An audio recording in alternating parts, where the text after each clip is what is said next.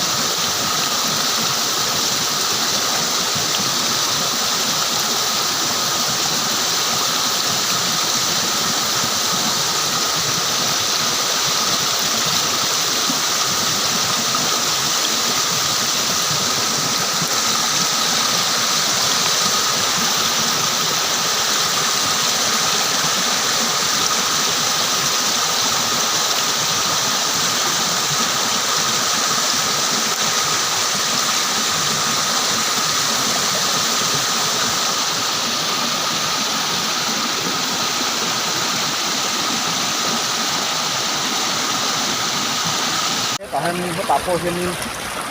hơi bị nó khâu này tầm nó sắc khóc trên chân trời phun thủ quên nên trên thật phun thủ nó trống thuộc hun phun về loạn phun nó nè khi ông nóng ắt nó hơn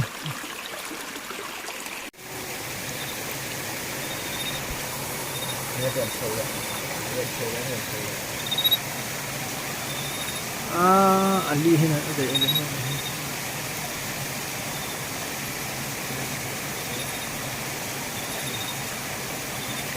viễn mình lùi quý lắm trong còn sầu dễ là tụi tuổi đi thì ra như đồ các chắc có chim rồi sao nó không sao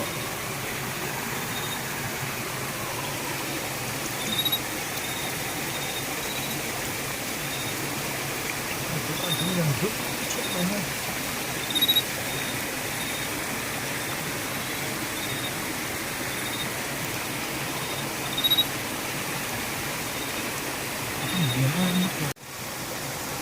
Cái rú hèm cả tăng nhân này cũng đồ sang hát cả tăng tâm đi rồi ăn cuốn chặt khóc này ăn sồi dễ là đây cả ăn sồi hết cái mô rồi luôn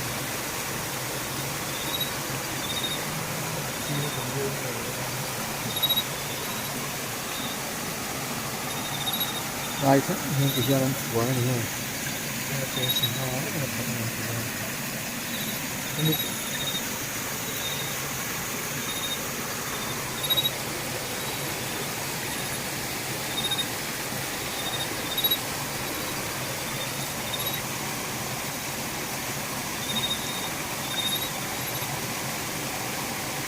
không ai làm kia lấy ngô thì không kia rất tươi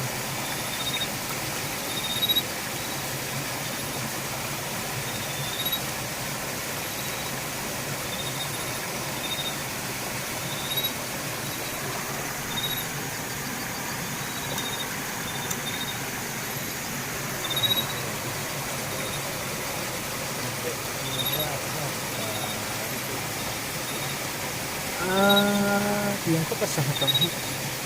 nó ôm thìn ngô rồi sổ kiếm gì rồi cho mình ăn mở